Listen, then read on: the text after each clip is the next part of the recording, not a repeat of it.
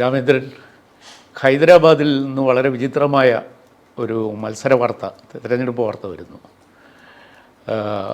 ഒവൈസിക്കെതിരെ അവിടെ കോൺഗ്രസ് സ്ഥാനാർത്ഥിയെ നിർത്തുന്നില്ല. അപ്പോൾ കേരളത്തിൽ SDPIയുടെ പിന്തുണ വേണ്ട എന്ന് തീരുമാനിച്ച കോൺഗ്രസ് ഇപ്പോൾ ഈ നിലപാടിന് എന്ത് മറുപടി പറയും? അവിടെ BJPയും OWൈസിയും തമ്മിലാണ് പ്രധാന മത്സരം. ഇന്നത്തെ ശരിക്കും ചൂടുള്ള വാർത്തയാണത്. കാരണം എന്താണെന്ന് വെച്ചാൽ കോൺഗ്രസിൻ്റെ പ്രകടന പത്രിക തന്നെ ന്യൂനപക്ഷ പ്രീണന, അതായത് മോദിയൊക്കെ പറയുന്നത് മുസ്ലിം ലീഗിൻ്റെ പ്രകടന പത്രിക സമാനമാണ്, ജിന്നയുടെ പ്രകടന പത്രികയാണെന്നൊക്കെ പറഞ്ഞതാണ്. അപ്പോഴാണ് ഇവരിങ്ങനെ ഒരു തീരുമാനമായിട്ട് വന്നിരിക്കുന്നത്. ഒവൈസിക്കെതിരെ സ്ഥാനാർത്ഥിയെ വേണ്ട എന്ന്. അവിടെ BJPയുടെ സ്ഥാനാർത്ഥി കൊമ്പല്ല മാധവിലത അവിടെ ഹൈദരാബാദിൽ വിരിഞ്ചി ഹോസ്പിറ്റൽ എന്ന് പറഞ്ഞിട്ട് വലിയൊരു ഹോസ്പിറ്റലുണ്ട്, അതിൻ്റെ ഉടമയാണ് അവർ. അറിയപ്പെടുന്ന സാമൂഹ്യ പ്രവർത്തകയാണ് അവർ. കഴിഞ്ഞ ശനിയാഴ്ച ഈ ആപ്കി അദാലത്ത് എന്ന് പറഞ്ഞ രജത് ശർമ്മയുടെ പരിപാടിയിൽ വന്ന് 1.5 മണിക്കൂർ ഒരു തീക്ഷ്ണമായ പ്രകടനം നടത്തുകയും മോദി അവരെ അഭിനന്ദിച്ച് കുറിപ്പ്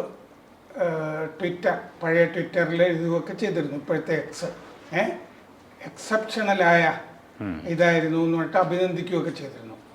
അവർ അതിൽ പറഞ്ഞിരുന്ന കാര്യം എന്താണെന്ന് വെച്ചാൽ, ഈ ബാബറി മസ്ജിദിൻ്റെ ഒക്കെ കാര്യം പറയുന്ന ഈ ഒവൈസി സഹോദരന്മാർ, ഈ അസദുദ്ദീൻ ഒവൈസിയുടെ സഹോദരൻ അക്ബർ അവിടെ MLA ആണ്. ഇവർ ഇവിടുത്തെ പള്ളിയൊക്കെ പൊളിച്ചിട്ട് റിയൽ എസ്റ്റേറ്റിനൊക്കെ വിൽക്കുന്നവരാണ് എന്നൊക്കെ ആഞ്ഞടിച്ചിട്ടുണ്ടായിരുന്നു അതിൻ്റെ അകത്ത്. അപ്പോൾ ഇപ്പം എന്താന്ന് വെച്ചാൽ, കഴിഞ്ഞ തവണ അവിടെ BRSൻ്റെ സ്ഥാനാർത്ഥി ഗഡ്ഡ ശ്രീനിവാസ യാദവ് എന്ന് പറഞ്ഞ ആളുണ്ടായിരുന്നു. BJPയുടെ ഭഗവന്ത റാവു, ഈ ഭഗവന്ത റാവു ആയിരുന്നു 2ാം സ്ഥാനത്ത് വന്നത്. 2.5-3 ലക്ഷത്തിൻ്റെ വ്യത്യാസമുണ്ട് കേട്ടോ ഈ ഒവൈസിയുമായിട്ട് നോക്കുമ്പോൾ. ഈ കോൺഗ്രസിൻ്റെ ഫിറോസ് ഖാൻ എന്ന് പറഞ്ഞ ആൾക്ക് 49,444 വോട്ടാണ് കിട്ടിയത്. 50,000-ൽ താഴെ വോട്ടേ കോൺഗ്രസിനുള്ളൂ. അപ്പോൾ ഇത്തവണ മത്സരിച്ചിട്ട് കഴിഞ്ഞ തവണ TRSൻ്റെ കാൻഡിഡേറ്റ് ഉണ്ടായിരുന്നു പുസ്തെ ശ്രീകാന്ത് എന്ന് പറഞ്ഞൊരാൾ. ഇത്തവണ മത്സരിച്ചിട്ട് കെട്ടിവെച്ച കാശ് കിട്ടില്ല എന്ന് പറഞ്ഞിട്ടാണെന്ന് തോന്നുന്നില്ല. കാരണം അവരുടെ നിലപാട് വ്യക്തമാക്കണമായിരുന്നല്ലോ ഒവൈസിക്കെതിരെ മത്സരിച്ചിട്ട്. പക്ഷെ അതിനു പകരം ഞങ്ങൾ തീവ്ര നിലപാടുകളുടെ ഒപ്പമാണ് എന്ന് തെളിയിക്കുകയാണ് കോൺഗ്രസ് ചെയ്തിരിക്കുന്നത്. ഇത് രാഹുൽ ഗാന്ധി തുടർച്ചയായിട്ട് രാഹുൽ ഗാന്ധിയും കോൺഗ്രസ്സുകാരും പറഞ്ഞിരുന്ന കാര്യങ്ങൾക്ക് വിരുദ്ധമായിട്ടാണ് ചെയ്തിരിക്കുന്നത്. കാരണം എന്താണെന്ന് വെച്ചാൽ, ഒവൈസിയുടെ പാർട്ടി ഓൾ ഇന്ത്യ മജ്ലിസ് ഇത്തിഹാദ് അൽ മുസ്ലിമീൻ AIM അത് BJPയുടെ B ടീമോ C ടീമോ എന്ന് ആരോപിച്ചുകൊണ്ടിരിക്കേ രാഹുൽ ഗാന്ധി ഒരുപാട് സമ്മേളനങ്ങളിൽ അങ്ങനെ പറഞ്ഞിട്ടുണ്ട്.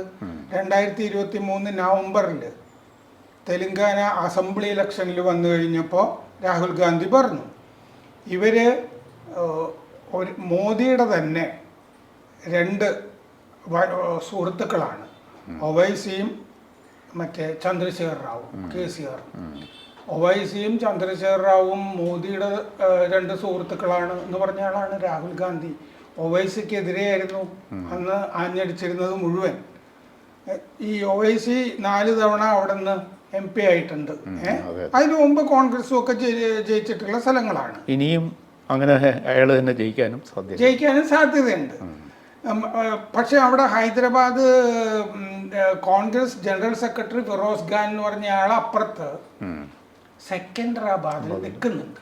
ട്വിൻ സിറ്റി ആണല്ലോ ഹൈദരാബാദ് സെക്കൻഡറാബാദ്. അപ്പോൾ ഈ കോൺഗ്രസിൻ്റെ ആ സ്ഥാനാർത്ഥിക്ക് ഒരു പക്ഷേ രഹസ്യമായി ഒവൈസിയുടെ ആളുകളുടെ പിന്തുണ ഉണ്ടാവും.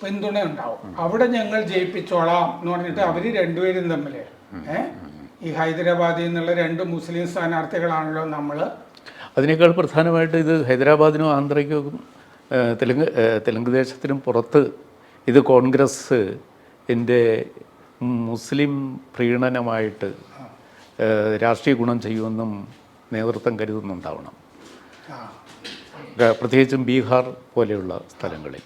പക്ഷേ അത് വരാൻ പോകുന്നത് ഇത് രഹസ്യമായി ചെയ്യുന്നത് കൊണ്ട് ഇത് ഹിന്ദു വോട്ട് ശ്രേണിയിൽ ഇത് കോൺഗ്രസിന് തിരിച്ചടിയാകും.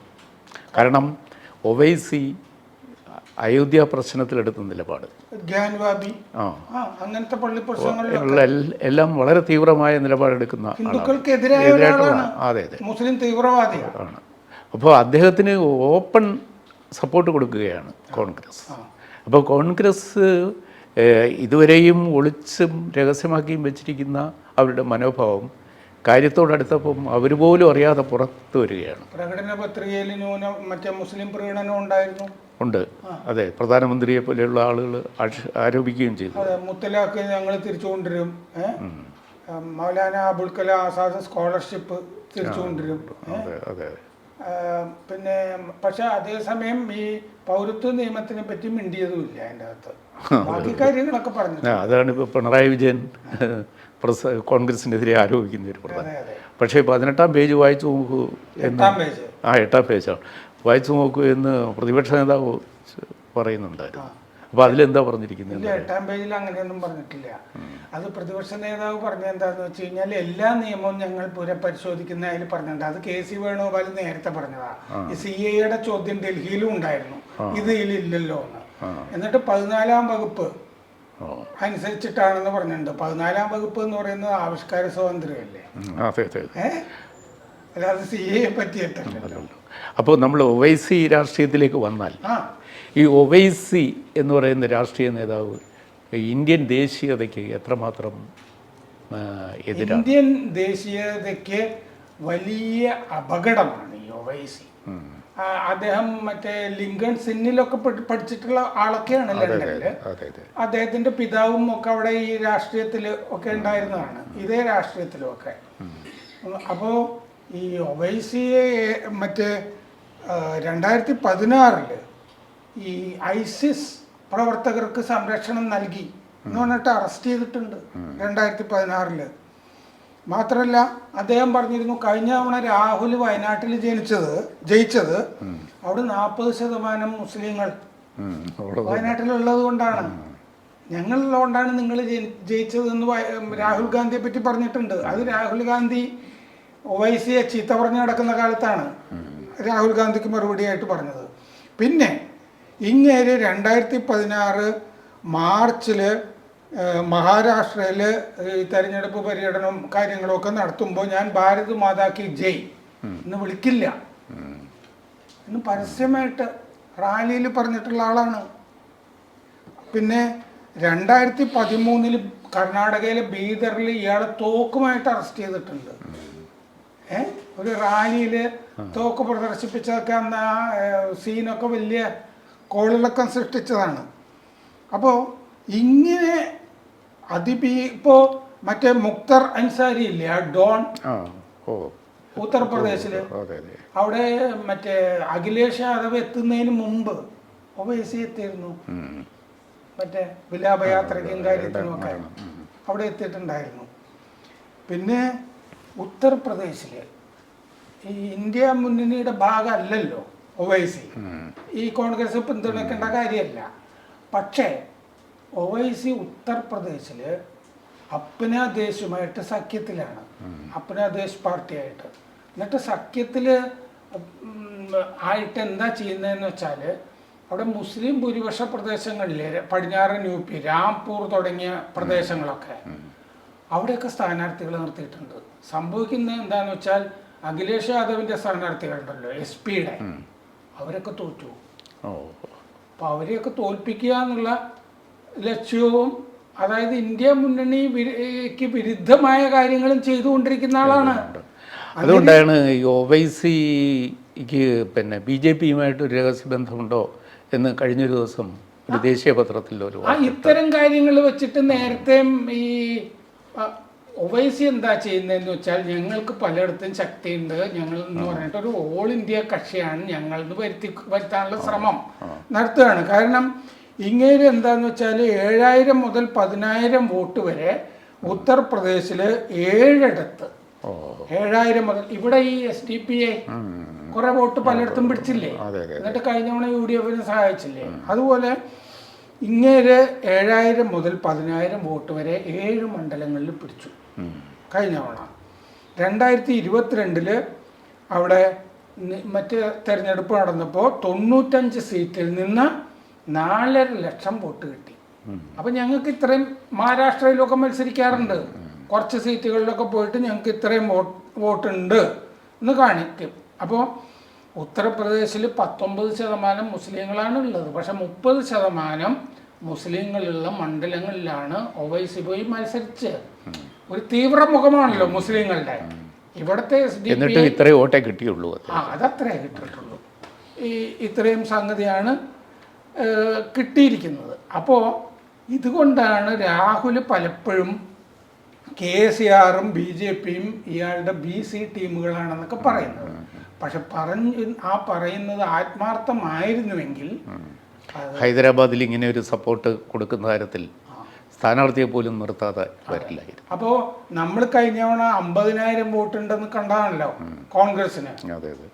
ആ വോട്ട് ഒവൈസിക്ക് അതും കൂടി കിട്ടുക, BJPയെ തറപറ്റിക്കുക എന്നുള്ള ലക്ഷ്യം. ഹൈദരാബാദിൽ ലക്ഷങ്ങളുടെ ഭൂരിപക്ഷത്തിൽ എപ്പോഴും തുടർച്ചയായിട്ട് ജയിക്കുന്ന 3 ലക്ഷം 2.5 ലക്ഷം അങ്ങനെയൊക്കെയാണ് ജയിച്ചുകൊണ്ടിരിക്കുന്നത്.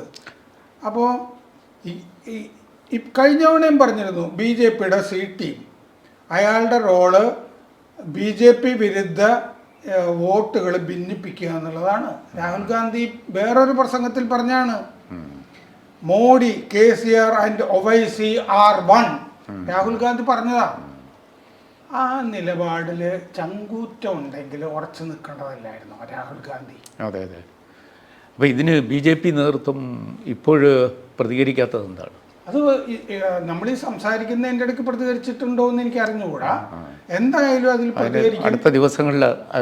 മാത്രമല്ല ഈ മാധവി ലത അവിടുത്തെ സ്ഥാനാർത്ഥി വളരെ സ്ട്രോങ് ആണ്. വളരെ സ്ട്രോങ് ആയി തീക്ഷ്ണമായി പ്രതികരിക്കുന്ന ആളാണ്. അവർ ഇക്കാര്യത്തിൽ പ്രതികരിച്ചത് ഞാൻ കാണുകയും ചെയ്തു കേട്ടോ. ഇത് ഇരട്ടത്താപ്പാണ്, കോൺഗ്രസ് ഇങ്ങനെ ചെയ്യാൻ പാടില്ലായിരുന്നു എന്ന് പറഞ്ഞ് അവർ പ്രതികരിച്ചിട്ടുണ്ട്. അവർ രാഹുൽ പറഞ്ഞ കാര്യങ്ങൾ അതിൽ കോട്ട് ചെയ്തിട്ടുമുണ്ട്. ഞാനിപ്പോൾ പറഞ്ഞ കാര്യം, Modi, KCR and Owaisi are one എന്ന് രാഹുൽ ഗാന്ധി പറഞ്ഞിരുന്നതാണ്. അതിന് വിരുദ്ധമാണ് ഈ നിലപാട് എന്ന് മാധവി ലത പറഞ്ഞിട്ടുണ്ട്. ചുരുക്കത്തിൽ ദേശീയ തലത്തിൽ എന്തായാലും ശ്രദ്ധിക്കുന്ന ഒരു മത്സരമാണ് ഹൈദരാബാദിൽ. കോൺഗ്രസ് പിൻവാങ്ങിയതോടുകൂടി ഒന്നാമത് കോൺഗ്രസിൻ്റെ സ്ഥാനാർത്ഥി അല്ലെങ്കിൽ തന്നെ BJPയുടെ സ്ഥാനാർത്ഥി ശ്രദ്ധിക്കപ്പെട്ടിരിക്കുകയാണ്. കോൺഗ്രസിൻ്റെ നിലപാട് ഈ മുസ്ലിം പ്രീണനം, ഇത് കോൺഗ്രസിന് ഗുണമാണോ ദോഷമാണോ ഉണ്ടാക്കുക? കോൺഗ്രസ് തീർച്ചയായും ഒരു ഹിന്ദു വിരുദ്ധ പാർട്ടിയാണെന്ന് മുദ്ര കുത്തപ്പെടുകയാണല്ലോ. ഇങ്ങനെ അതിൻ്റെ പ്രകടന പത്രിക കൊണ്ട് ഇത്തരം ഗ്രൗണ്ട്. അല്ല, അത് കോൺഗ്രസിനെ സംബന്ധിച്ചിടത്തോളം ബുദ്ധിപരമായ ഒരു നിലപാടാണോ? 80% വരുന്ന ജനസമൂഹത്തെ പാടെ ശത്രു പാളയത്തിൽ നിർത്തിക്കൊണ്ട്. എനിക്ക് സത്യത്തിൽ ഈ രാഹുൽ ഗാന്ധിക്ക് ഉപദേശം കൊടുക്കുന്ന ആരാണെന്ന് അറിഞ്ഞുകൂടാ. കാരണം എന്താണെന്ന് വെച്ചാൽ കഴിഞ്ഞ ദിവസം അദ്ദേഹം തെലങ്കാനയിൽ പ്രസംഗിക്കുമ്പോൾ പറഞ്ഞു, ഞങ്ങൾ വെൽത്ത് ഡിസ്ട്രിബ്യൂഷൻ, പണക്കാരുടെ ഭൂമിയും ഒക്കെ പിടിച്ചെടുത്തിട്ട് പാവപ്പെട്ടവർക്ക് വിതരണം ചെയ്യുന്നു പറഞ്ഞു. ക്ലാസിക്കൽ മാർക്സിസത്തിൽ പണ്ട് പറഞ്ഞിരുന്ന കാലഹരണപ്പെട്ട സിദ്ധാന്തല്ലേ. ഞങ്ങൾ ബൂർഷ്വാ സ്വത്തുകൾ മുഴുവൻ പിടിച്ചെടുത്തിട്ട് ബാക്ക്വേർഡ് കമ്മ്യൂണിറ്റികൾക്ക്, പിന്നാക്കക്കാർക്ക് ഞങ്ങൾ വിതരണം ചെയ്യുന്ന രാഹുൽ ഗാന്ധി പറഞ്ഞു. അത് ഉപദേശിച്ച ആളുകൾ തന്നെയായിരിക്കും നമുക്ക് ഒവൈസിയെ ഗംഭീരമായി പിന്തുണച്ച് വിജയിപ്പിക്കണമെന്നും രാഹുൽ ഗാന്ധിക്ക് ഉപദേശം കൊടുത്തിട്ടുണ്ടാവുക എന്ന് വേണം കരുതാൻ. ആന്ധ്ര തെലങ്കാന പൊളിറ്റിക്സ് ആയതുകൊണ്ട് സീതാറാം യെച്ചൂരിയുടെ അഡ്വൈസാണോ? അതിനൊരു സാധ്യതയുണ്ട്. ഞാൻ ആലോചിക്കാതിരുന്നൊരു രാഷ്ട്രീയമാണ്. കാരണം കേരളത്തിൽ CPM എടുത്തുകൊണ്ടിരിക്കുന്ന നിലപാടിനെ പറ്റി വളരെ ബോധവാനാണല്ലോ യെച്ചൂരി. മാത്രമല്ല ഒരു മുസ്ലിം അദ്ദേഹത്തിന്റെ വീട്ടിലുണ്ട്. ഭാര്യ സീമ ചിസ്റ്റി മുസ്ലിമാണ്. അപ്പോൾ വീട്ടിൽ ഉപദേശിക്കാനായിട്ട് ഭാര്യയുമുണ്ട്. ഒരു പക്ഷെ അങ്ങനെ ആയിരിക്കാം പ്രധാനപ്പെട്ട ഉപദേഷ്ടാവ് യെച്ചൂരി ആയിരിക്കാം. ഞാൻ വിചാരിച്ചത് D രാജ ആയിരിക്കും എന്നാണ്. വയനാട്ടിലെ ഡി രാജയും ആനി രാജയും ആയിരിക്കുന്നതാണ് ഞാൻ കരുതിയത്. യെച്ചൂരി ആയിരുന്നിരിക്കണം ഈ സ്വത്തൊക്കെ പിടിച്ചെടുത്തിട്ട് പാവങ്ങൾക്ക് വിതരണം. ആ വാചകം കേട്ടപ്പോഴാണ് എനിക്ക് അങ്ങനെ ഒരു ലിങ്ക് വരാനുള്ള സാധ്യത തോന്നിയത്. മാർക്സിസത്തിന്റെ ബാലപാഠങ്ങൾ ഇപ്പൊ രാഹുൽ പരിശീലിച്ചു തുടങ്ങിയിരിക്കുകയും പ്രയോഗിക്കുകയും ചെയ്യാൻ യെച്ചൂരി ഗാരുവിൽ നിന്ന്. അതെ, കമ്മ്യൂണിസ്റ്റുകാർ മാർക്സിസവും കമ്മ്യൂണിസവും ഒക്കെ വിട്ടുപോയെങ്കിലും അതിന് പ്രണേതാക്കൾ അവരുടെ ശത്രു പാർട്ടികളിൽ ഉണ്ടായിരിക്കുന്നു. കൂടുതൽ വാർത്തകളും വിശേഷങ്ങളും നിങ്ങളിലേക്ക് എത്താൻ ABC മലയാളം സബ്സ്ക്രൈബ് ചെയ്യുക, ബെൽ ബട്ടണും അമർത്തുക.